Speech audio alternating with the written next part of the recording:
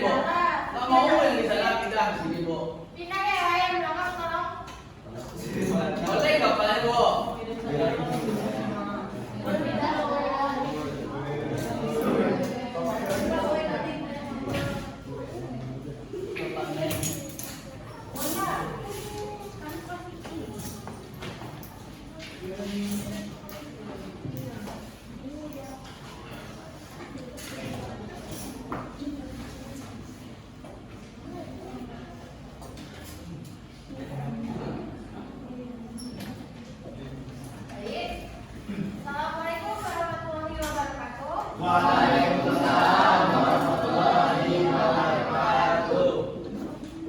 Selamat pagi. Pagi, Bu. Sebelum memulai pelajaran kita hari ini, Ibu mohon Rizky untuk memimpin doa.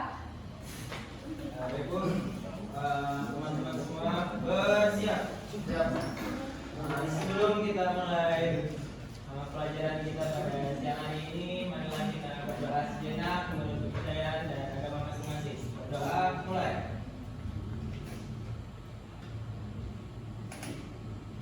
Doa selesai.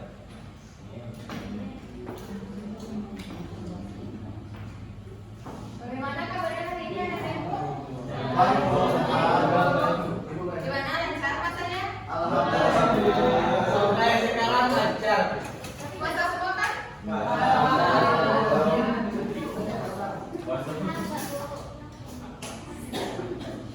Sebelum kita memulai pelajaran hari ini, perkenalkan terlebih dahulu ya. Bella, Rizka, Dwi Amanda, Anastasia, Ratna Kumala, Puja, Ibu. Ada yang tidak hadir ini? Siapa?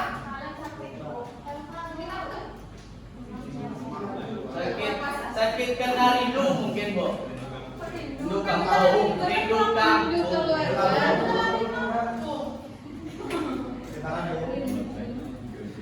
Gimana, udah siap untuk memulai pelajaran hari ini? Semangat? Semangat, Bu.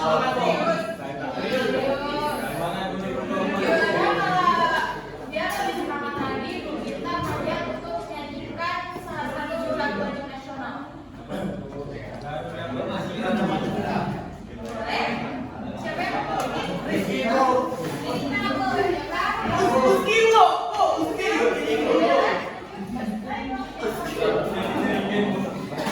Rizky, Bu. Rizky, Bu. Lagu apa nih enaknya? Berdiri, berdiri. Baru dapat aja ya? Berdiri, Berdiri Bu.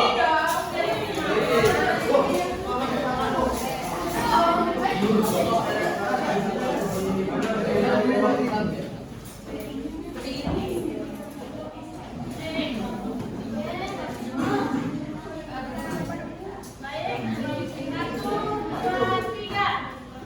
dari Pancasila, aku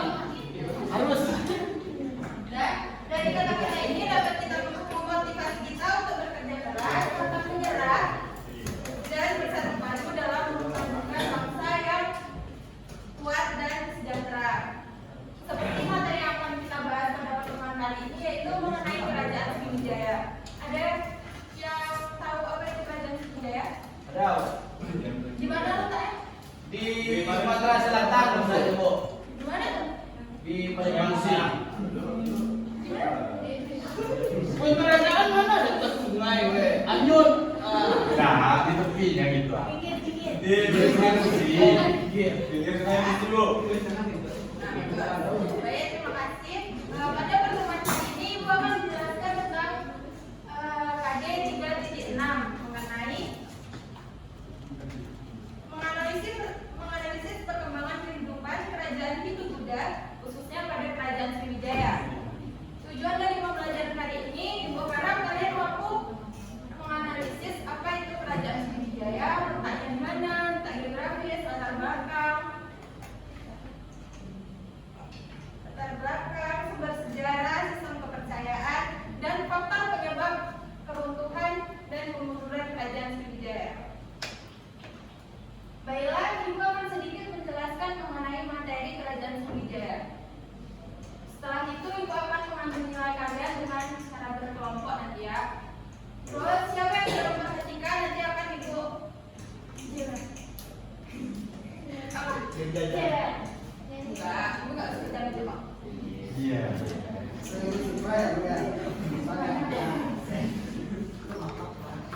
Ada yang tahu beberapa ini? Coba kita apa? Nusantara, Bu. Apa? Ini kita Nusantara. Oh, Nusantara. Di Palembang. Nah, bagus Rido. Kekuasaan Sriwijaya. Yang kita berikan ini yaitu peta kekuasaan wilayah Sriwijaya pada masa kejayaannya. Tetapi dalam masa kejayaannya itu Sriwijaya pasti akan mengalami kemunduran dan keruntuhan. Ada yang bisa menjelaskan proses masuknya? Ada yang bisa menjelaskan peta yang Ibu paparkan?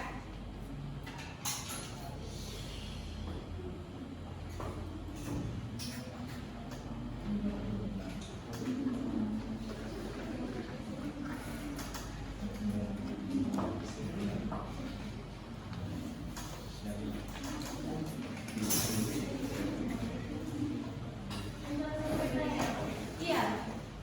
Coba kalian bisa?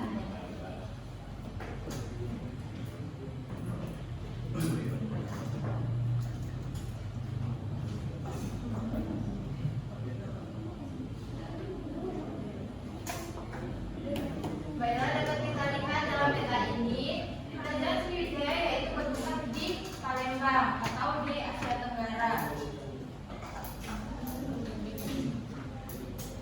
Letak geografis. Ada yang tahu di mana letaknya? Letak geografis kerajaan Sriwijaya.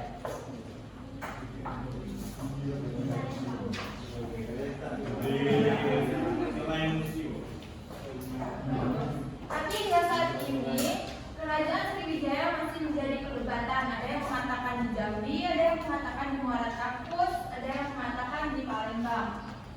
Menurut George Index pada 1918 bahwa pusat pemerintahan Sriwijaya ada di Palembang.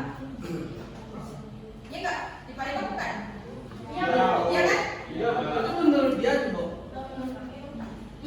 Menurut kalian gimana? Emang kalian tidak ada? Nggak tahu, Bu. Udah lahir zaman itu. Seandainya gitu.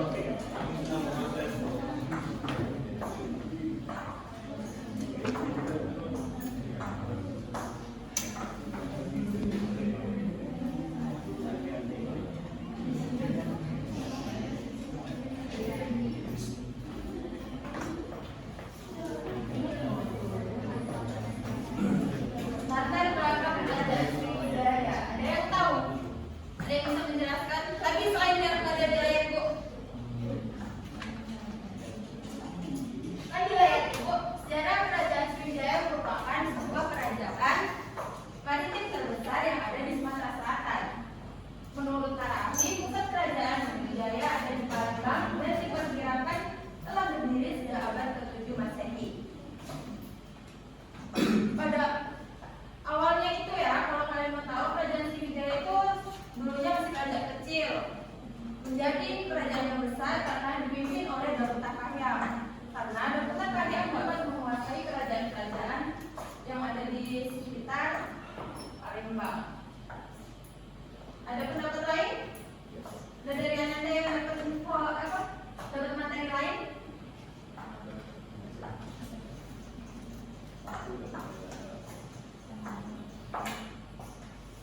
Baiklah, langsung saja ya. Lanjut ke poin berikutnya, yaitu faktor yang mendorong kerajaan Sriwijaya. Kerajaan Sriwijaya memiliki letak yang strategis, di mana jalur perdagangan antara India dan Cina.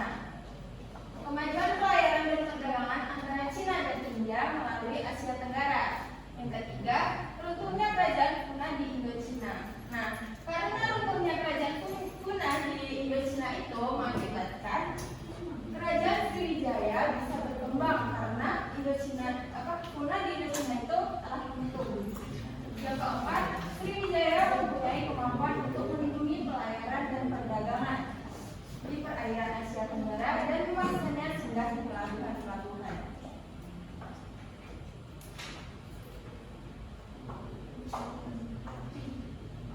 Sistem kepercayaan. Ada yang tahu sistem kepercayaan apa? Sistem kepercayaan kerajaan Sriwijaya?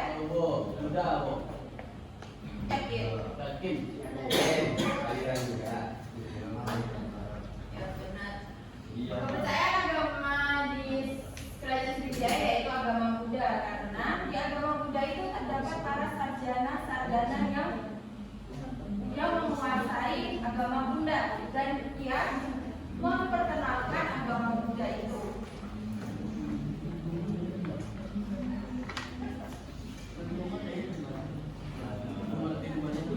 Sistem ekonomi. Sistem ekonomi di kerajaan Sriwijaya yaitu perdagangan. Karena Sriwijaya menjadi pengendali jalur perdagangan antara India dan Tiongkok ini dengan penguasaan Selat Malaka dan Selat Sunda.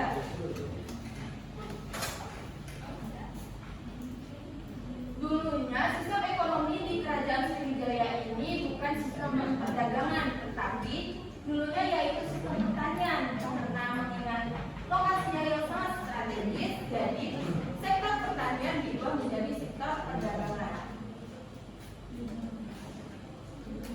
Sumber sejarah. Kerajaan Sriwijaya memiliki bukti-bukti yang penting di dalam negeri maupun di luar negeri.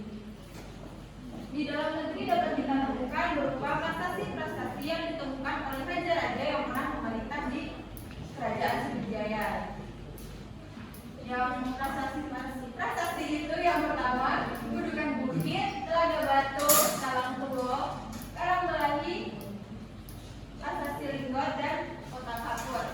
Selain itu, karena letaknya yang sangat strategis dan banyak yang ingin tahu di mana sih letak kerajaan Sriwijaya, maka dari itu pihak dari luar negeri seperti Cina, Arab, dan India dia berkeinginan untuk mengetahui di mana sih letak kerajaan Sriwijaya dan dia tuh ingin menguasai kerajaan Sriwijaya itu. Ini ya bukti-buktinya yang bisa ibu tampilkan. Poin selanjutnya yaitu kemunduran dan keruntuhan Sriwijaya. Kemunduran dan keruntuhan Sriwijaya dimulai pada abad ke-13 Masehi. Itu dipengaruhi oleh beberapa faktor. Yang pertama faktor geografi, ekonomi, politik, dan militer. Baiklah, dalam poin kali ini Ibu akan membentuk kalian menjadi 4 kelompok, di mana setiap kelompok dapat mendiskusikan faktor-faktor yang Ibu tampilkan ini. Yang kelompok 1 mempelajari faktor geografi, kelompok 2 faktor ekonomi, kelompok 3 faktor politik, dan kelompok 4 faktor militer. Sebelum memulai diskusi pada hari ini, ada yang ingin bertanya? Atas materi ini dulu ingin tanya ini. Coba dari Pak Adi. Baik, ini saya ingin bertanya tentang mengapa kerajaan Sriwijaya itu disebut dengan kerajaan maritim. Bagus sekali pertanyaannya. Karena kenapa Sriwijaya disebut kerajaan maritim? Karena kerajaan Sriwijaya itu memiliki kekuasaan perairan laut yang luas dan memiliki dan memiliki pelabuhan-pelabuhan yang bisa disinggahi karena luasnya yang strategis itu. Gimana, Pauli? Ada lagi yang ingin bertanya? Tapi kemudiannya Kalau tidak, kita lanjut untuk membagi kelompok. Ibu akan membagi kelompok menjadi 4, di mana per kelompok terdiri atas 6 orang. 6 orang ya. Ibu pilih atau kalian sendiri yang pilih? kami ada Bu. Kami aja, Bu. Yakin bisa? Bisa, Bu. Yakin 6 orang? Iya, Bu.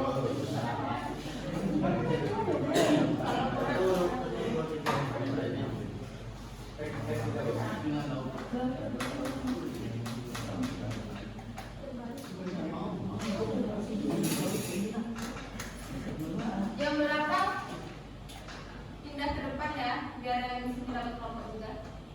Oh, Benar. enak ya. Gimana? Nggak bisa dong. Nanti ada isu-isu lagi. Banyak ya, men.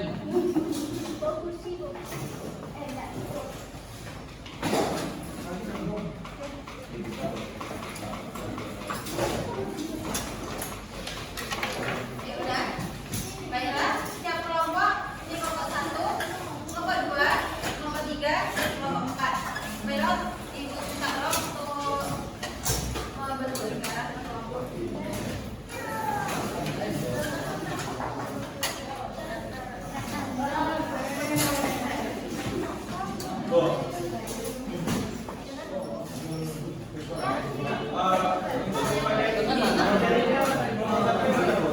Kelompok 1 tentang faktor geografi, kelompok 2 faktor ekonomi, kelompok 3 faktor politik, dan kelompok 4 faktor militer. Ibu akan memberi rekan kerjanya ya.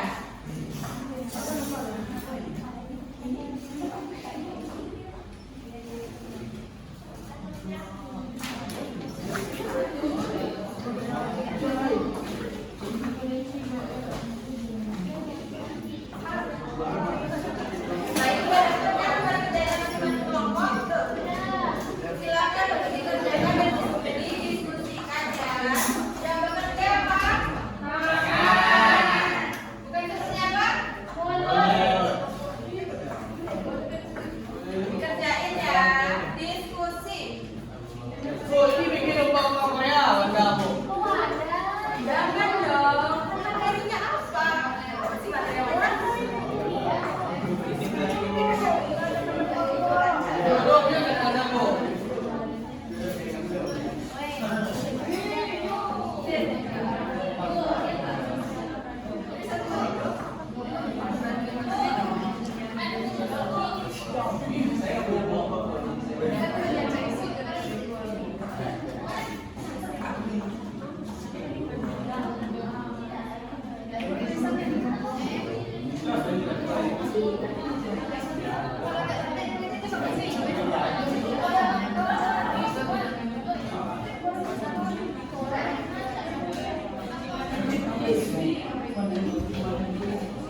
Ingat anak waktu kalian cuma 5 menit ya.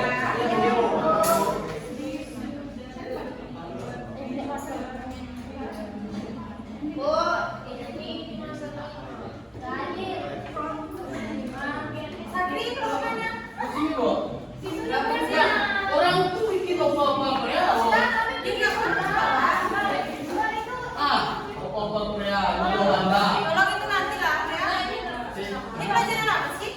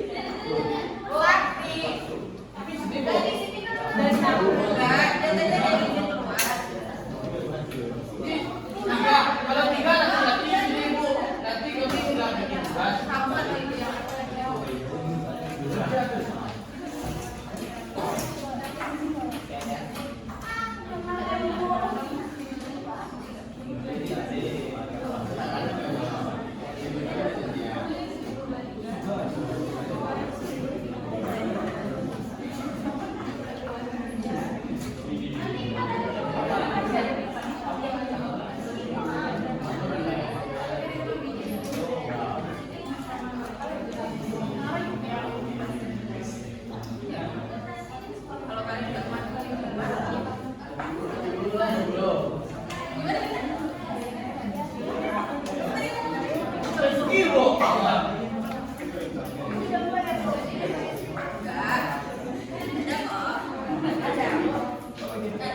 Yang mana?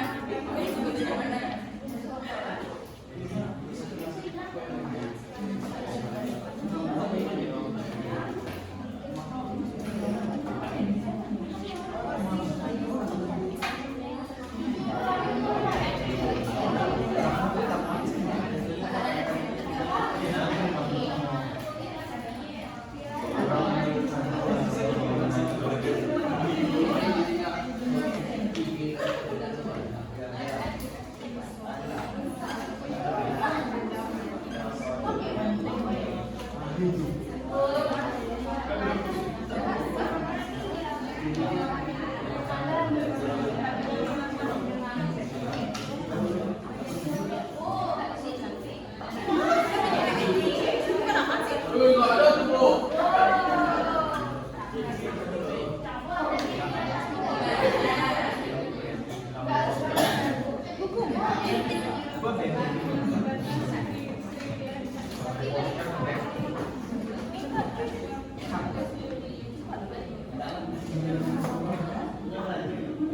Baiklah, waktu kalian tinggal 1 menit ya.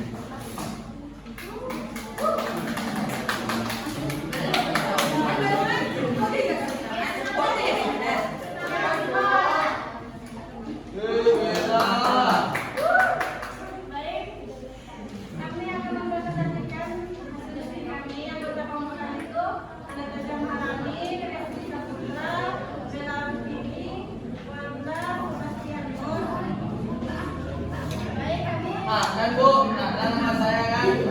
Nah, Ada kok belum. tadi kok Bu tiga. Tiga ya Bu. Tadi udah disebutin pertama. Bilang Ibu. Baik, kami Satriana Reski Bella Wanda Subas. Kami adalah menjelaskan baik faktor politik perekonomian Sriwijaya dan semakin lamanya menyebabkan Sriwijaya tidak mampu lagi mengontrol daerah kekuasaannya. Akibatnya daerah bawahannya berusaha untuk melepaskan diri. Setelah kekuasaan di Jawa Timur berkembang pada masa Erlangga, Sriwijaya terpaksa mengakui Jawa Timur sebagai pemegang hegemoni. Di Indonesia bagian timur dan Sriwijaya sebagian barat. Dari area timur, kerajaan Sriwijaya semakin mendesak ketika berkembang kerajaan Singasari merupakan kelajuan dari kerajaan sendiri. Pada waktu di pemerintah oleh kerajaan Kartanegara, kerajaan Singasari yang bercita-cita menguasai seluruh wilayah Nusantara melalui mengirim ekspedisi ke arah barat dikenal dengan ekspedisi Amalayu. Selain itu kedudukan kerajaan Sriwijaya semakin mendesak. Kerajaan Mesir sebagai kerajaan besar juga memiliki kepentingan dalam dunia perdagangan. Mungkin hanya ini yang mau kami. Terima kasih Bella. Tepuk tangan untuk kita.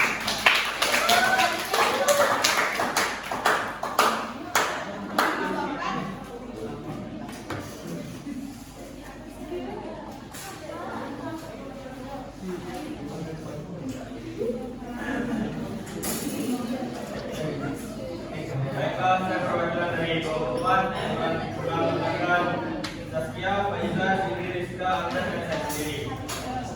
Di sini kami dapat bagian dari fakta militer. Yang pertama, serangan Raja Arnawasa 990 Masehi. Ketika itu yang berkuasa di Sriwijaya adalah Sri Sundari Warma Dewa. Walaupun serangan ini tidak berhasil, tetapi telah melemahkan Sriwijaya. Yang kedua, serangan dari kerajaan Kolamandala pada tahun 1023 sampai 1030. Yang ketiga, pengiriman ekspedisi ke Melayu atas perintah Raja Kartanegara tahun 1275 sampai 1292 yang melemahkan kedudukan Sriwijaya. Yang keempat, serangan kerajaan Majapahit yang dipimpin oleh Aditya Warman atas perintah Pati Gajah Mada pada tahun 1477 yang mengalahkan menjadi Sriwijaya ditaklukkan oleh Majapahit. Dan terima kasih. Baik, terima kasih Pak Haji. Untuk pertama,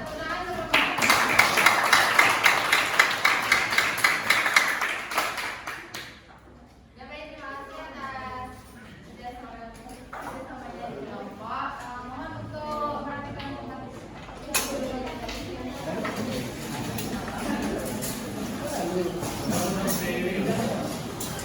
yang jawaban itu lagi ya.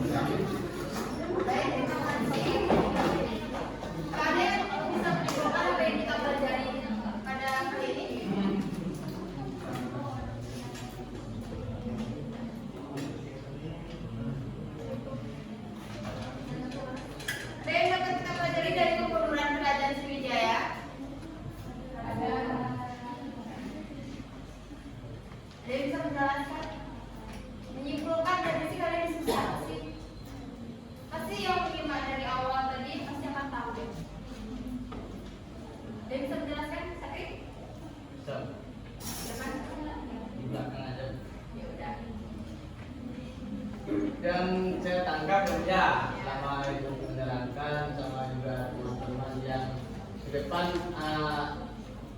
kerajaan Sriwijaya itu merupakan kerajaan maritim terbesar di Nusantara. Bahkan kerajaan Sriwijaya sampai meliputi wilayah di Khmer, yaitu di Kamboja sana sama Myanmar juga Thailand. Ya, wilayah kekuasaan kerajaan Sriwijaya, dan kerajaan Sriwijaya berpusat pada yang sekarang kalau dipetakan yaitu provinsi Sumatera Selatan.